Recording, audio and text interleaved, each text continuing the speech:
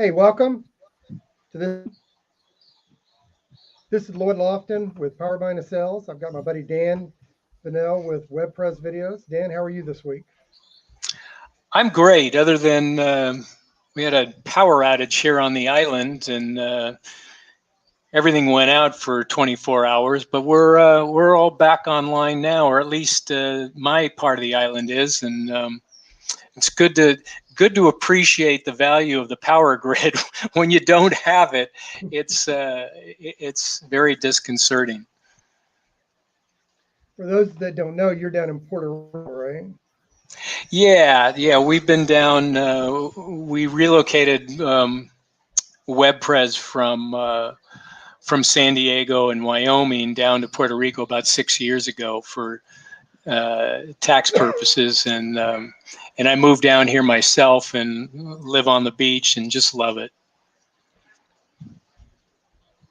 So, does when the power grid goes out, it doesn't affect the whole island; just affects part of the island.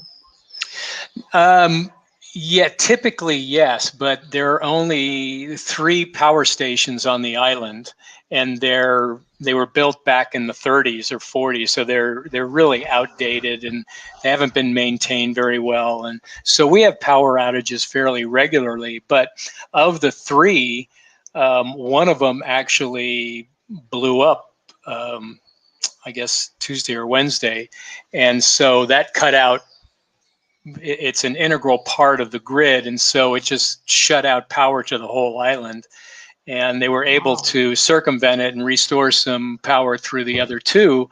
But my understanding is there's still a large part of the island that is without power. Well, that's got to be scary because you got your refrigerator, your freezer. I mean, all those kind of things that you got to. Yeah, it becomes a public health issue too, because all the water system is on electrical pumps, hydraulic pumps, and so Oh, if the power is out, then after a day or two, the water doesn't. There's no water in the lines, and they need to find a way to pump it. But anyway, let's not digress here. Let's share some thoughts on this week's topic. yeah. So there's an article on Insurance News Net magazine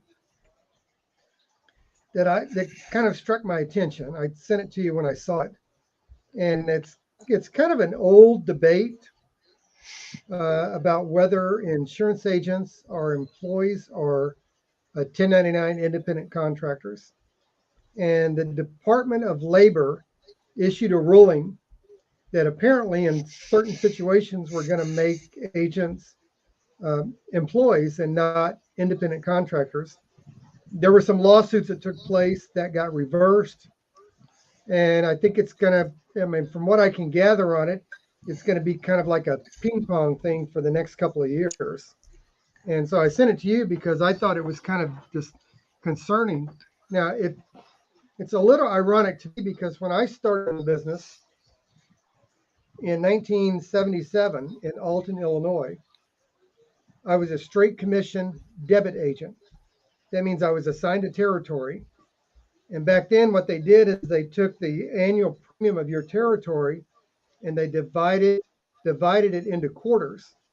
And then you got paid so much a week for a quarter. And at the end of the quarter, if you had a gain, like if your premium base was the same or growth, then you would get the difference in commission. And if you had a loss, then you wouldn't get any commission, and you just got your base pay. And it was a straight commission job, and you had to belong to a union. And so you didn't have a choice. When you joined John Right. Hancock, you were automatically enrolled in the union, and I think they charged $750 a month if I remember correctly. And I remember Interesting. the summer of '78. In summer of '78, we went on strike. So there wasn't ATM, there wasn't ATMs, there wasn't the debit cards like you have now. There was no internet. FedEx didn't exist, and so you had to walk the picket line. I had to walk the picket line 3 times a week for I think 2 hours, 3 hours at a time. So you're Wow. standing outside your agency office. You got a picket sign inside the agency office. is your last commission check, but you can't go in and get it because you're on a picket Wow. line. There was no direct deposit, so they couldn't direct deposit it. Yeah. And you're not an employee, so there's no unemployment benefits. Wow. Right. So when I see this kind of stuff today, it just kind of throws me back. Yeah. Yeah. Well, as you said, this has always been an issue, and each state handles it differently. The Fed is trying to make it uniform. But I think it's important to understand from an agent or an advisor standpoint what the regulation is all about, or what they're trying to regulate. So based on that article, the federal government would like everyone to be an employee for some corporation or for some company, and they want that because they can it's easier to tax your income, because the employer is responsible for withdrawing it. You pay payroll taxes and you pay your income taxes, and the employer does that all for you before you get the money. Whereas when you're an independent contractor, you get all the money, and then it's your obligation to pay the IRS, and the IRS has problems collecting taxes from independent contractors. It's notorious. So they want everybody to be an employee. They also want everybody to be able to access employee benefits, especially health care and pension plans, which is why they make 401ks and Medicare and Social Security and all those things part of an employee's package. So that's what the federal government, always trying to expand their authority and control and sort of legislate social order. However, the concept of a 1099 was for agents or people who represented a company, but were not controlled by that company, were not employees of that company.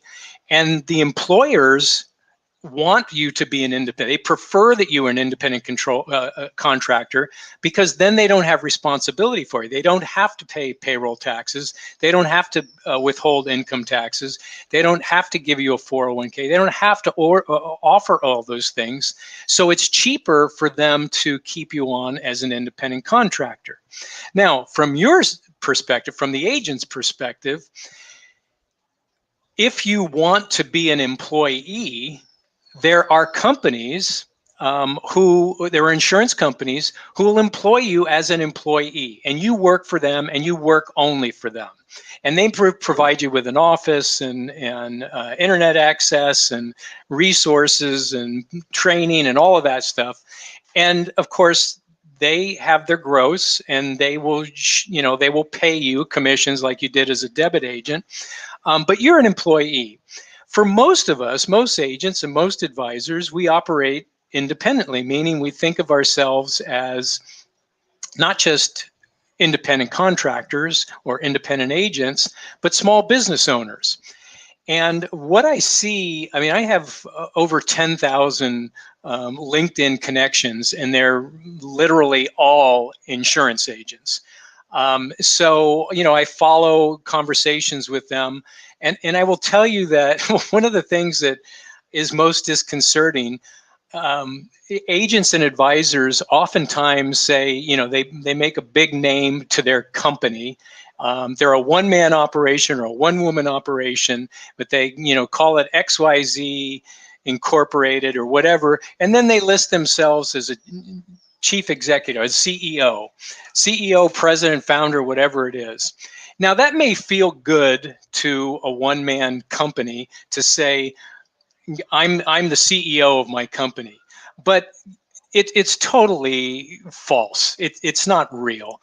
A CEO is an acronym for Chief Executive Officer, and the Chief Executive Officer is under a large corporation, is answerable to the board of directors, the chairman of the board and the board of directors, who represent the shareholders. That's who the CEO works for. And the chief executive officer is one of multiple executive officers. An executive officer for maybe IT, for sales, one for marketing, one for finance, one for operations. So when a one-man operation calls himself or herself a CEO, it's disingenuous at best. It's not real. Now, again, it might make the agent feel better or about themselves, that they're of a higher level, they're operating their own business, but that is not what constitutes a business, and people don't respect that. The consumers don't respect that. Unless you have a corporation, and even then, you're the president of the corporation, or if you're an LLC, you're the managing member of the LLC. You're not a CEO. But if you are working for yourself and you are paying your own expenses and you are operating your business and you represent more than one company, you are absolutely an independent contractor. You are absolutely running your own business. And I'm going to, after what I just said, I'm going to turn it over to you, but I would like to also talk about what it means to operate your own business, and what I see in talking with a lot of our customers and a lot of my LinkedIn connections about how they operate or do not operate as a business. Your thoughts on that, Lloyd?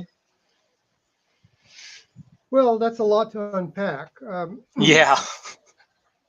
I think that, and there, I'll approach it from three different areas. The idea of a business, um, I think a lot of times insurance agents, if we just talk about a business, I think a lot of times what happens is an insurance agent decides, a person that's in sales decides they want to sell insurance. And what they find out is they have to go to a pre-licensing school and study. They have to sit for a state test. And then when they pass that state test, they get a piece of paper.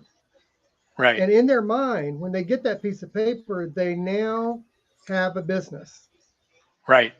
They think they're business because they have a license. And Right. then that kind of evolves.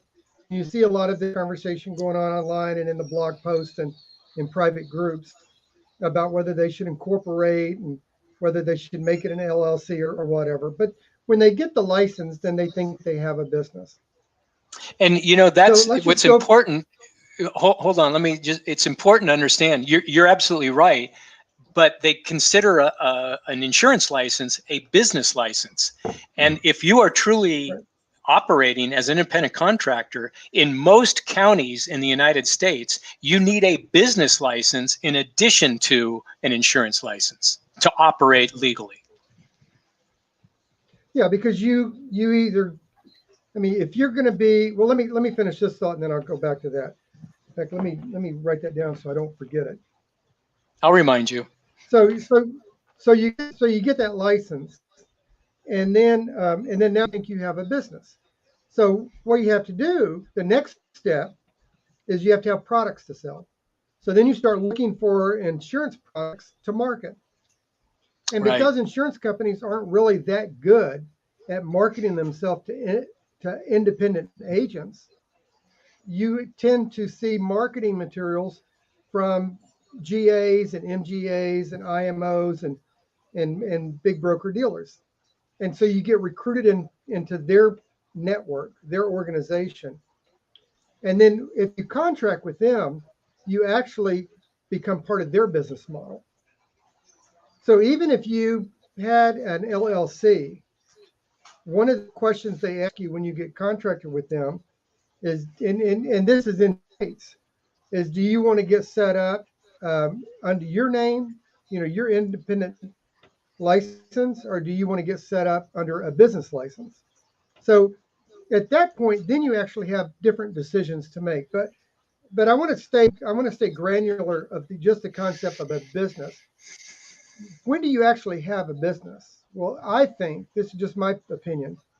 I think you actually have a business when you sell a product that someone buys and you make money off of it. At that point, you now actually have a business. Now you just have to decide what type of business it is. And to your point earlier, an insurance license is different than an EIN, an employer identification number. So you can operate with just your insurance license, 1099 for the rest of your career if you want to. Or you can get these different kind of business models. What I struggle with when I talk to agents and advisors, and I'm like you, I've got a large network on LinkedIn and I talk to agents all the time, is when you're thinking about how you want to set up your business, have you put any thought into what your business actually is and what you envision it to be 5 years from now? Because if you go under an organization, you're actually going to be part of their business model, as opposed to, like you talked about, and being captive is different than being an employee. Being captive with an organization means that you contract that you can only market your product. You can't market anyone else's product. You can still be a 1099. You're just captive with that agency. Or you can work for some companies, call centers and insurance companies out there that pay you a base, and then you have to hit a certain production requirement, and then you get bonuses. We call them commissions in our world, but you get bonuses over that. But you really have to decide what type of business you want to have. You And mentioned I know the that's word a lot to captive. unpack. Yeah, no, I think that follows up well. So the captives are like the New York Lifes and the Guardians and Northwestern Mutual. In reading the article, so State Farm, Farmers, Liberty Mutual, those are actually franchises. And this is where it gets very confusing. Those are franchises. A captive relationship is the one that the Fed wants to sort of clarify, that when the company limits or restricts the agent's ability to conduct business outside of the context of that company, they are acting as an employer. And that is where they have, that's what the Fed is trying to do. They're trying to say, no, you're controlling that person. You know, maybe they're in one of your satellite agencies, but you're telling them what products they can sell, who they can sell them to. You have underwriting responsibility for that. So if you don't underwrite it, they don't get paid. All of those things constitute the fundamental elements of an employer-employee relationship. But I think our audience here, the people that I talk to every day, and I think the people you work with and talk to, are not captive agents. I very seldom run into a captive agent. And for the same reasons, that they wouldn't come to you for training or coaching. They wouldn't come to me for videos or marketing material or systems or anything like that, because they're not allowed to. So I think our audience, the people we're sharing this with right now, are all truly independent contractors. And to your point, I made a note here, you know, in most counties, nobody's there to enforce it, but in most counties, the rule is if you're an insurance agent, whatever type, P&C or life and health or whatever you're doing, even if you are a financial planner and you're operating independently, you need to apply for a business license. And they're not hard to get, but they require that, and you renew it every year. But it's a business license, and that allows you to conduct business in that county under their rules. So I think it's important. I'm going to turn it back over to you. But what I want to get to by the end of this call is to talk about what it means to be a small business owner, what that constitutes, and how that can actually impact the success of your business, the value of your business, and whether or not that business is going to continue to pay you after you retire. You know, what's funny is when I was with the Combined Insurance Company many, many years ago, I was a field trainer. I was an agent, a field trainer, and a regional with them for a long time. And one of my responsibilities is when I would go into a town, I had to know if that town required a solicitor's license. Oh, right. So we go in that town, and we would check in a hotel on Sunday night. We would all meet in the restaurant on Monday morning. We would do a round robin. Everybody would give their goals for the day. You hand out the lead cards, and then they go out, or the renewal cards. Then they go out, hit the streets and go door to door. In some towns, not all towns, you had to get a license, and you could get a license for the day or the week, but you had to get a license. And when people found out, which everybody knew when combine, or cornbine as they used to call us in the farm countries, when cornbine was in town, inevitably a cop would show up and they'd want to know if you had a license. So there's Right. still some towns that you have to, and combine is still out there. They still sell workplace site programs, and there's some cities that you have to have a solicitor's license to do that. But to your point is true. If your goal, if your business plan you put together is to build a six-figure income with a seven-figure business, then it's probably wise to have some type of umbrella, whether it is a partnership, an LLC, subchapter S, a C corporation, whatever it is. Although be realistic, there are costs involved in having that. There's a cost in maintaining business over and above just buying leads and gas to go to appointments and your normal stuff. There's a cost to that. So you do have to put some thinking time into that. I agree with you. What the government's trying to do is they're trying, which kind of ironic in ways, they're trying to fill the gap and close in that captive situation there. But when you think about captive, and most people don't really even talk about this, we don't really add up. Like I've run captive shops before, and so in a captive shop, we played games. Like we played a structure and games. Like a game I would play is I couldn't tell you that you had to come to the sales meetings on Monday at 10 o'clock, and I couldn't tell you had to be on time. You know why? Because you weren't an employee. Right. You could do what the hell you wanted to do. Right. So what I did is I said I hand my leads out at 10 o'clock. Right. And if you're not here at 10 o'clock, if you show up at 10:05, you don't get the leads. Right. You don't have to come to the sales meeting, and you don't have time. And agents would come in at 10:30, 10:45. I had to take my kid to school, but got a flat tire, ran out of gas. There was an accident. Right. Okay, well, when did you know we were having the meeting? Well, I knew last week. And what time's your understanding that I hand out leads? 10 o'clock. And what time is it? 10:30. So when will you get? Well, I understand all that. But when do I hand out the leads? At 10 o'clock on Monday. Yeah. So when are you gonna get your next leads? Next Monday at 10 o'clock. Yeah. So what time you'll be here next month? See, I just played a game with you. Right. But that was the way I could control you. And that's the way I could control my office. That's what the government's trying to step in and here's the problem. Or what I think the problem is if you've got a big producer, you don't have to worry about business with them, and they don't want to be an employee. Right. The thing people don't think about with minimum wage is when you have minimum wage, you have a maximum wage. And if I can tell you what time you have to come to work and what time you can leave work, I can tell you what kind of work you don't do, which is sell products outside of the captive shop. I just like a guy I talked to earlier today that I'm going to be working with. He signed up with a company, and they have a certain structure. They give him a commission level.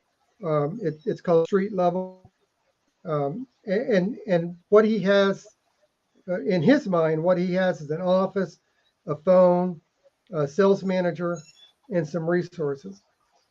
But what I think he really has is he has an environment that gives him a safety zone, gives him an emotional cushion, and helps him build his confidence. Because anybody that becomes a good producer, in other words, you're making $50,000 or more a year producing, will never stay a captive agent and will never stay an employee. But if you're an employee in a call center and you're getting a base of 35 to 45,000 and you're getting bonuses, like if you're getting 10 or 15% production bonus every quarter, and you're getting health insurance and retirement, you could be knocking down $75,000, $125,000 a year working in a call center, and you might stay there forever. So you just have to decide, besides the business structure part, you have to really understand, or I think you have to really understand what environment you perform best at, not that you're comfortable. I don't think everybody should be comfortable, but what environment you perform best at, and where do you see yourself 2 to 5 years from now? And I think that's probably the most impactful thing you can do to influence your business.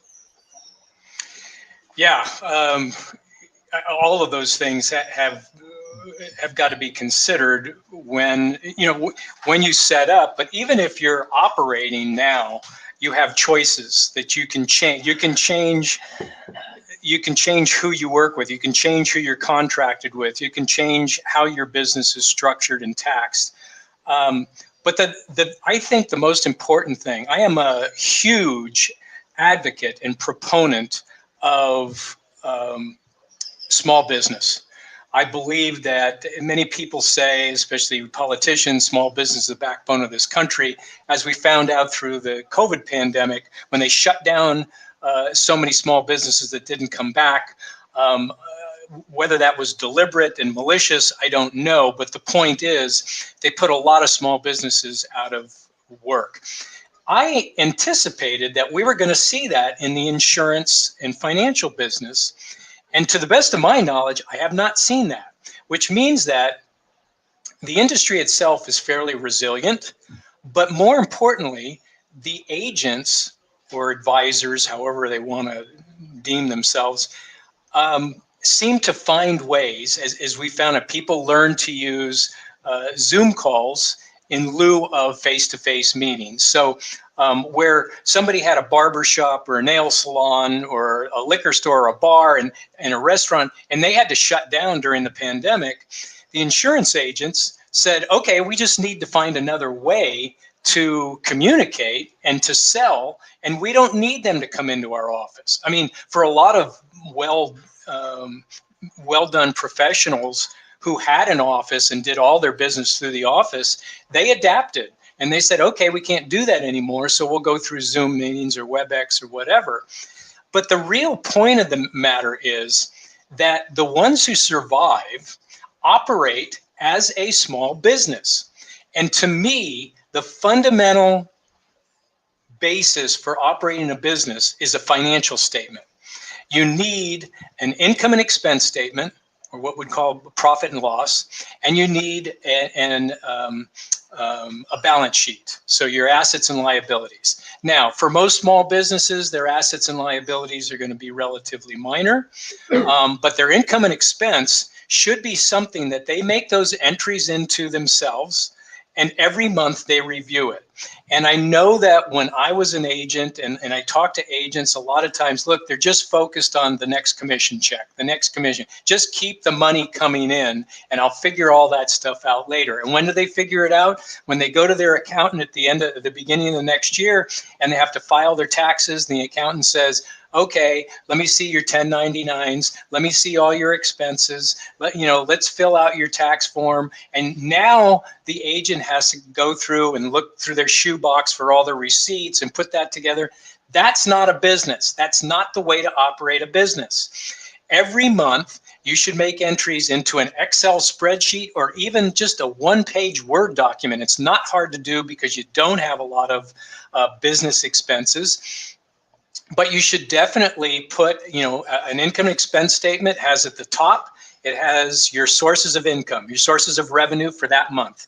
How much money, not how much you wrote, do it on a cash basis. How much you actually deposited in the bank. How many commission checks did you deposit between the 1st and the 30th? That goes into your revenue column. That's the money that came into your business. Below that, you have all the expenses that you paid out. And it's important whether you are operating as a sole proprietor, as a partnership, as an LLC, an S corporation, C corporation, however you're doing it, doesn't really matter. Those are all tax issues. What matters is that you are tracking your income and your expenses and the bottom line profit. And unless you are doing that, some guys do it on a weekly basis, but really all businesses do it on a monthly basis.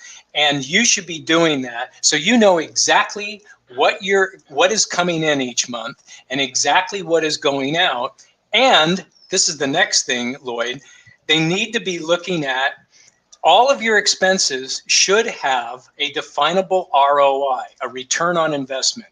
If you are expending money within your business and you cannot determine that there is a return on that, then you should not be spending it. Now, I know the people will say, because I said it when I was in business, but there are things that I do that I spend money on that don't have a direct correlation to a sale or new revenue, that they have maybe an aggregate or an incidental. And that's okay. Just understand that. Don't ignore. I've talked to agents all the time who say, well, I've got a CRM system, or I bought into this system. I'm paying $290 or $299 a month, and I never use it. Or I've got this thing, and it gives me a website, and I've got all these other things that I can do with it. And I say, okay, how much money are you making from it? How many leads are you getting? How many of those leads are you converting? What are those conversions adding up to? I don't know. I mean, so, well, one, you need to know. And two, in most cases, they tell me, well, I can't attribute anything specifically to this $299. And I said, well, what if you weren't paying the $299? Well, I'd have to get another website. Okay, well, maybe you can get a website for $50 or $60 a month. Now you're saving $250. It drops to your bottom line. Every item on your expense sheet should be viewed in that way. Is it giving me a return on the investment? Is it making me money, or is it costing me money? If it's costing you money and it's not making you money, you need to jettison it. Get it off your income and expense statement.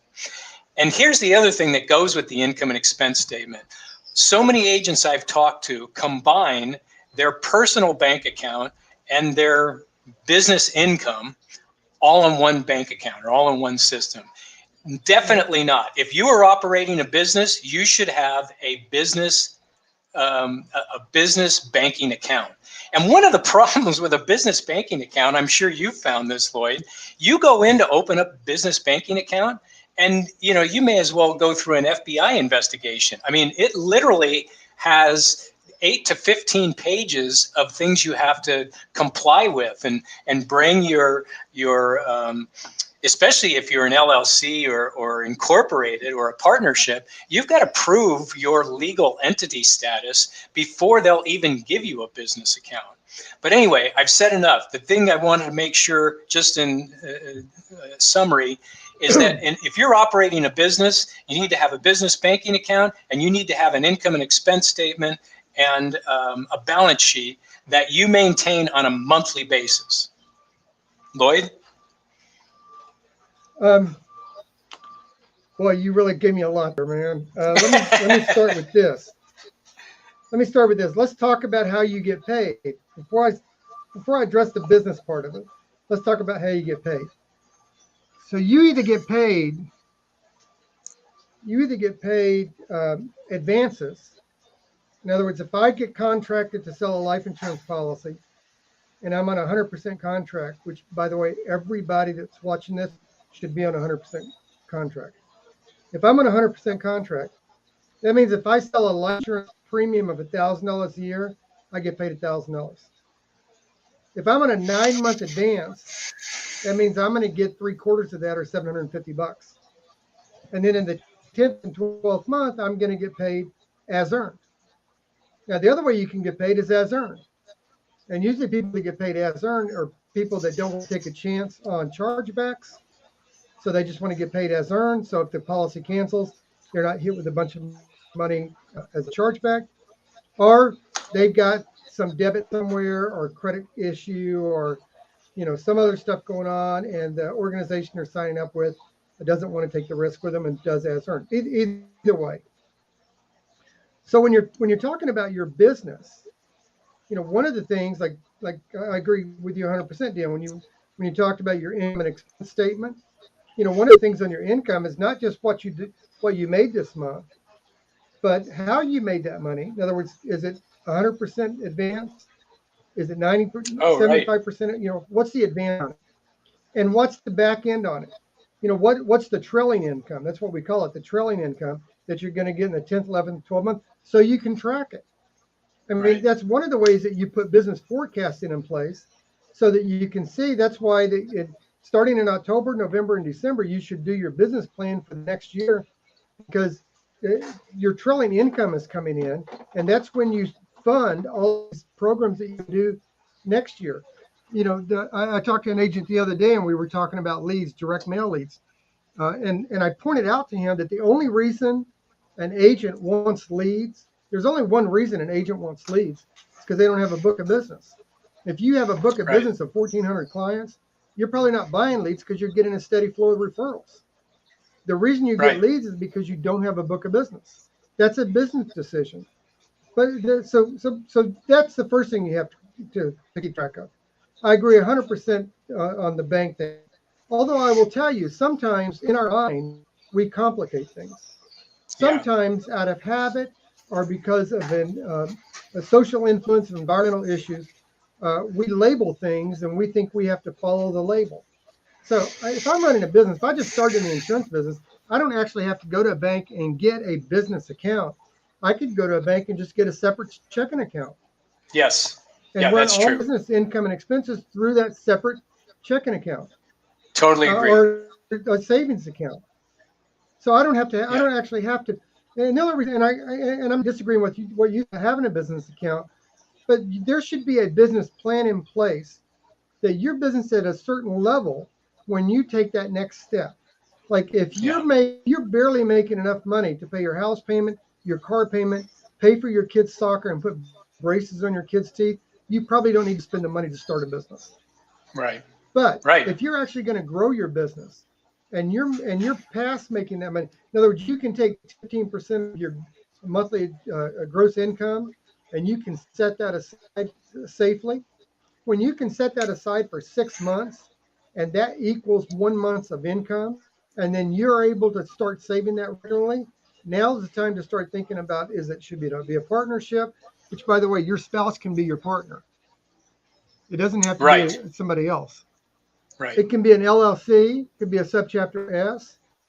You know, you could get together 4 other people and create a subchapter S corporation. But there's a time and place for that.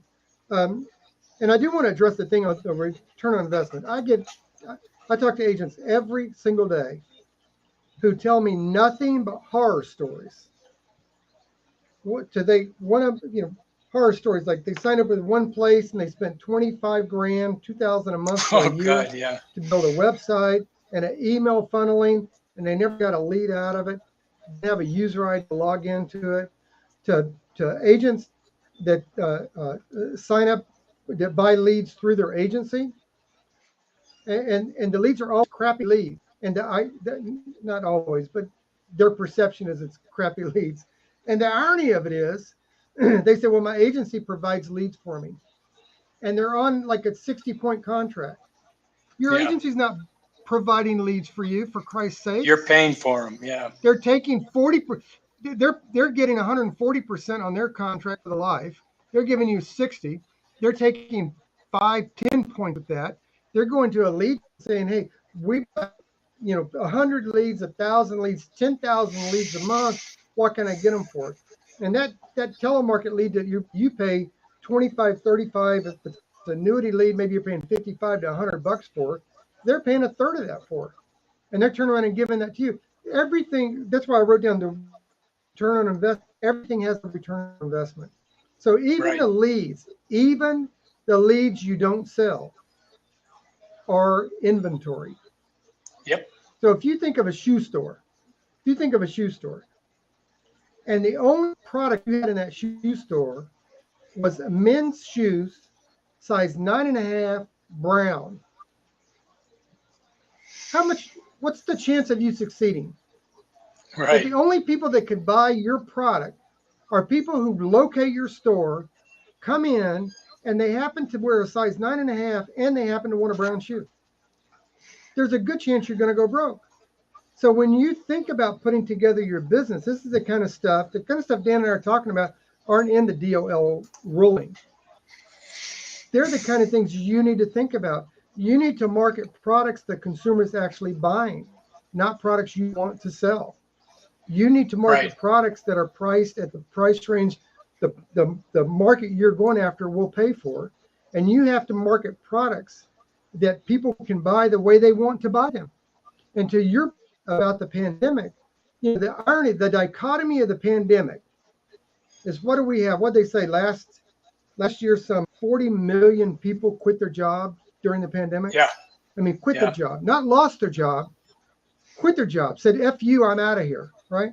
Do you think those 40 million people are just like foraging in the forest or something? No, they went out and started their own business. They're doing something else. The other side of that coin is insurance agencies and insurance companies have seen a growth. Go to Lerma and look up life sales and annuity sales. They've had some of their biggest years because the best marketing tool that could ever exist, and some of you people aren't going to like this, and that's okay, are the number of deaths from COVID. People are Right. going, oh my God, I need to get life insurance. What if happens in my family? Right. Everything we're talking about is part of the business decision-making process. And it starts with, ironically, it starts with the insurance license. Just because you have a license does not mean you're in business. But you Right. do need to treat your insurance license as if it is a business, and then put together a piece. It's not, if you've been in business for a year or less, you don't have a lot of expenses. You might have some gas, you might have a telephone, your cell phone bill, you might have internet, you might have some lead costs, you might even have printing costs. If you got a printer here, you might have bought some printing paper. That's probably about the extent of what you got. But you even again, people are saying this right now. I just did a training on Tuesday about all the tax laws that are going on this year for income taxes, and people are saying, "Well, yeah, but we can't deduct it." That's not the point. The Right. point is, one, treat it like it's so that you feel like you're actually a business person. Number two, so that you can decide how successful your business is being, and number three, so you quit doing the things that aren't getting you progress in your business. And that's my Yeah. 2 cents, and I'm sticking with it. Yeah. Yeah. Right. One of the things that occurs to me when you're describing all those things, when you talk about the insurance license not being a business license, doesn't mean you're in business. Well, it's the same thing with an accountant or an attorney. So an accountant maybe gets a CPA, right, certification, and the attorney gets with the bar. He gets placed with the bar. So all that says is now you can practice. That's all the insurance license says. Well, now you have the right to contract with insurance companies and sell the products legally, but it doesn't give you a business. However, I think that it's really important if insurance agents are going to emulate a small business, it would be an accountancy firm or a law firm. And never will you see an accounting firm unless it's a huge accounting firm, one of the top 5 or so. But basically, your neighborhood accounting firms, they may have 2 or 3 staff people, maybe a couple of associates. They don't call themselves CEOs. And the same thing with an attorney. He may be in his practice, have one secretary or an assistant. He doesn't call himself a CEO. Quit aggrandizing yourself with these false images. But more importantly, do what they do. They set up their books. They run it as a separate business. They go out and they say, I'm going to charge my clients for my services. So in exchange for my services, my clients are going to pay me money. Now, an insurance agent does not work that way. An insurance agent, the reason they're called an agent is because legally they represent the insurance company. Plain and simple. They are selling the insurance company's products, and the insurance company is paying them, not the customer. The customer does not pay the agent. The customer pays the company pays the agent. What service does the agent provide? The agent provides prospecting, marketing, selling, delivering a contract to underwriting, and then the company decides whether they want that business or not. If they do want it, and it goes back to the customer, and the customer pays the company for it, then the agent gets paid. That's how it works. So agents need to think. It's tough for an agent to think in terms of my clients or my customers are the people that I need to serve to make happy so that they buy these products are the consumer. But the consumer doesn't pay me. I get paid by the insurance company. So it's really hard to wear those two hats and say, well, I've got to make the consumer, I've got to make the customer happy, and I've got to make the company happy because they're the ones paying me. But those are intrinsic in the model, the business model that you develop as an agent, and recognize and make no apologies. You may not be a CEO. You may not even be the president of the company. Maybe you're just like an attorney or an accountant. You're a solo practitioner, but you have a license. You are educated. You have to continue education. You have to understand products. You have to understand product applications, and you bring huge value to the marketplace. There's no need to apologize. You're not a used car salesman. You're not a radio disc jockey. You are a professional, and you should be proud of being a professional, and you should run your business just as any other professional runs it, like an accountant or an attorney. You know, I love hearing you talk like that. I'm so glad you said that. I had, as you know, I had rotator muscle surgery 12 weeks ago. And therapy twice a week, every Wednesday and Friday. And so, take off what you just said, I would tell every agent and advisor today, you know, treat your business in terms of what Dan was just talking about, just like providers do with insurance companies. So I'm sitting at my physical therapist's office. There's a sign there, and it says, co-pays are due at the time of service. Right. So since you as an agent are representing an insurance company and insurance company is paying you, what copay can you get from your prospect? Well, I'm going to tell you what copay you can get from your prospect. The first copay you can charge your prospect is that they respect your time as much as you do. Quit telling people this will only take a minute. Yeah. You might as well finish the sentence. This will only take a minute because I don't have anything of value to present to you, and you're not going to listen to my crap very long anyway. Yeah. Good Quit point. telling them that. Tell them how long that you expect them to set aside to visit with you.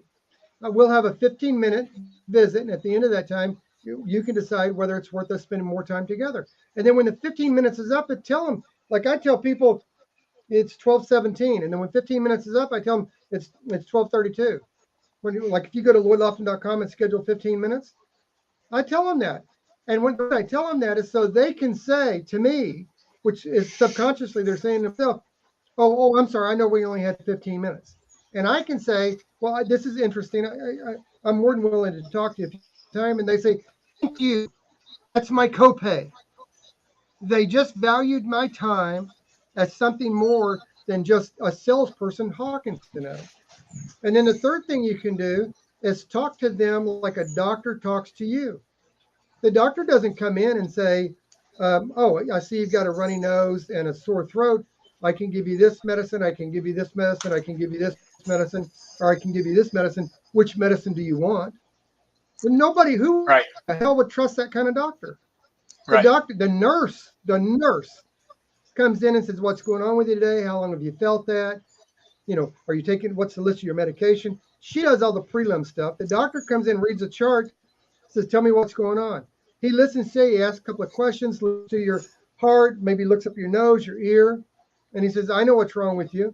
And he fills out a prescription, hands it to you, says, fill this, take it twice a day, come back and see me in 10 days.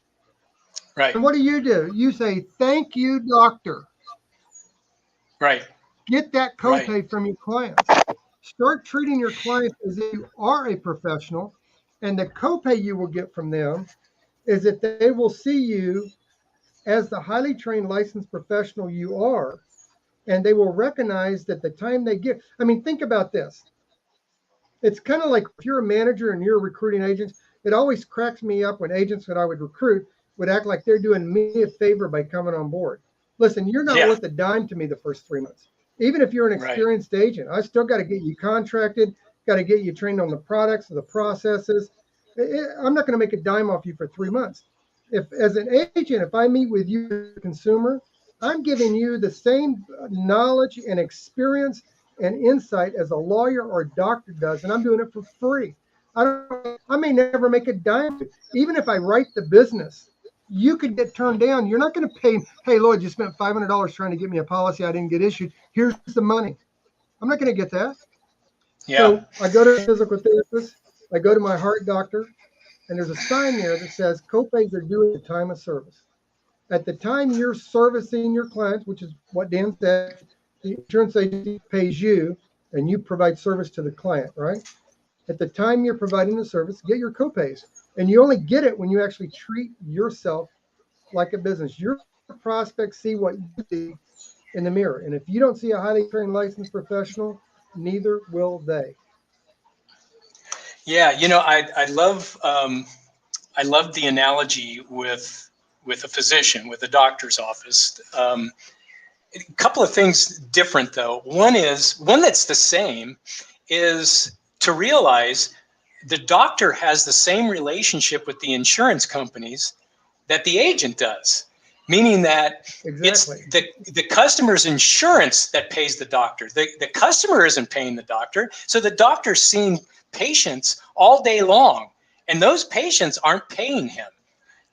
Their insurance company is paying him.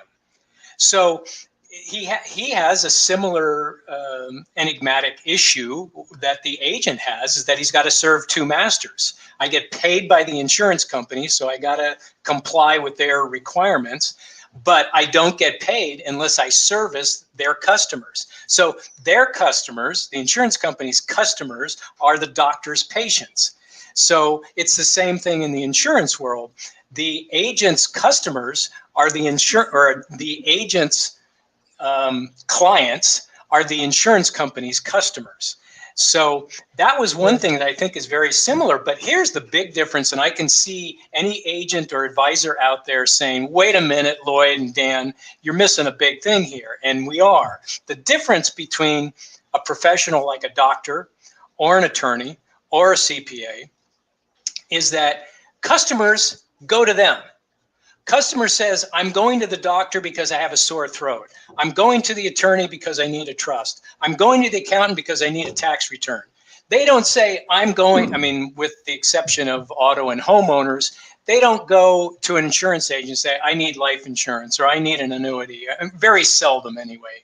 So one of the reasons that we are paid so well is because we need to initiate that interest from the customer. We need the customer to essentially come to us and say, I have a sore throat, or I need a trust, or I need tax planning. That's why they come to us. They need to come to us with a problem or a desire for something. And our problem is in insurance agents, because we're not taught this very well, is that the old adage, if they can fog up a mirror, then I'll keep an appointment with them, which is stupid. Just because somebody is breathing, they're not interested, we shouldn't be talking to them. More importantly, if it's a lead, and this is where people say, well, I bought leads, but they're bad leads. You know why they're bad leads? Because they weren't qualified. The people didn't say, I want something. They said, oh, I might be interested in that, or I'm curious about this information, but I don't want to buy. I'm not ready to buy. Very seldom. So the lead is simply somebody who's expressed some curiosity or some potential interest. And so when you sit down with them, you find yourself in a position where you have to be the consummate sales professional and take them from lukewarm or almost cold, take them through a process where they want to buy, instead of you pushing, overcoming objections and banging on them until you can sell them something. And that changes what we do from a sales agent to a sales professional. A sales professional says, I want to help people. I want to help people solve problems. I want to help people secure their financial future. And so that's what I offer. I have those things to offer. And so when people determine, and I'm going back into my rhetorical psychology and consumer behavior information, when people have triggers in their life, when people are in an automobile accident and they faced with their own mortality, I got hurt, or I could have died in that, or say, like you said earlier, during the COVID pandemic, people were saying, my parents died, or a friend of mine died, or people are dying. Now I'm concerned about life insurance that I don't have. I have an urgent need. And from what I've read, and I may be wrong, I'll default to you here, that people were reaching out mostly to P&C agents saying, hey, can I get life insurance? Do you sell life insurance? Because they went to them and said, can I get life insurance? Why? Because they were motivated, because they had an interest, just like the consumer when they need a trust, or they need tax planning, or they have a sore throat, they go to a professional when they have a need. So our job is to make sure that they understand they have a need. And if they don't understand that, they're not a qualified prospect. Would you agree? I believe in following the money.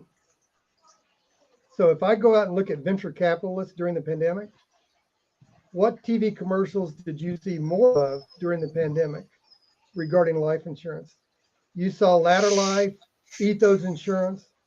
Right. You saw online call our toll-free number. You saw those companies, and they drove you to a website where you get 3 questions, get instantly approved for life insurance. And Right. that just shows you that people had a need for it. I will comment on one other thing you said there.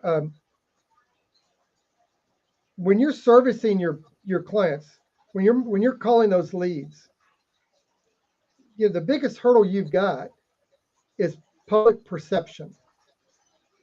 So if the last 10 product hawking, price hawking insurance agent that contacted that prospect was unprofessional and did a product, like agents that call me every freaking month with the same crappy ass questions. Hey, you recently turned 65? Have you got a Medicare yet? Have you got a product? I can save you money. Jesus Christ, the last 30 of you that called me up said the same thing. Did nobody teach you a different script? So if you want, to Dan's point about your business, if you want your business, which is you, I don't care what the logo, you went to Fiverr and paid $5 or $35 for some stupid logo, or you put CEO on your LinkedIn profile. If you want your prospect to see your business, which is you, as different, then you actually have to be different. You have to actually do something different. And I'll end that point with Apple. One of the most brilliant moves Steve Jobs made is he started a freaking brick and mortar store, for God's sakes. Yeah. Not only did he start a brick and mortar store, you can't even get into it. If you're without a reservation, your Apple product needs work, you got to go online and get a reservation, for Christ's sakes. Yeah. And then you got to stand in line, and they treat you like they're doing you a favor by fixing your product that you paid $1,000 for or more. I mean, and the irony of it, if you go back and look at the history of them starting their stores, the products became more expensive, not less expensive because they were more accessible. They became more expensive. When they create their new, this is the first year in years that Apple has come out with a cell phone that's less expensive than the cheapest cell phone for it, because they create a demand. So your job as a business person isn't to hawk a product, but create a demand for your services. And so I think there's a lot of great influencers out there. There's a lot of great companies. and great successful people that we can all learn a lesson from. You're only in business if the people that you do see you as the type of person they're willing to do three things with: disclose personal information to, answer questions, and pay you money. If they won't do those three things, you can have the most expensive logo in the world and you can have a C corporation. You're probably not going to. Lloyd, we're at an hour now, and I think we could go on like this Are we at an for hour already? more hours. Yeah. What I'd like to do is suggest that the topic for next week be, I love what you said, creating demand for your product, service, solution.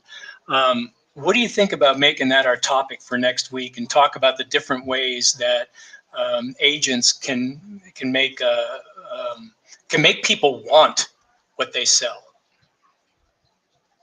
I think that's a great idea. I think it's Okay. great. And if you watch this, this show, reach out to us and let us know if you have any questions or if there's something that we can be with. There are some things to do that will enable you to clear a picture on your business. I'm not saying that you have to do business with either one of us, but the reason we are on here with you, the reason we're interested in helping you make your business. I still have Tim's thing up there. I forgot to take that down. So there you go, Tim. That's free for you. But send your questions. We're happy to answer your questions of growing your business. And we would love your stories. We'd love to hear your stories so we can share it with other people and they can learn from the mistakes you all made. So Dan, thanks a lot, man. I appreciate your time today. You did a great job. And we're going to do this week. It's Friday at 4 p.m., right? Yeah, we're going to move to 4 Friday at p.m. 4 on p.m.? Fridays. Yeah. All right.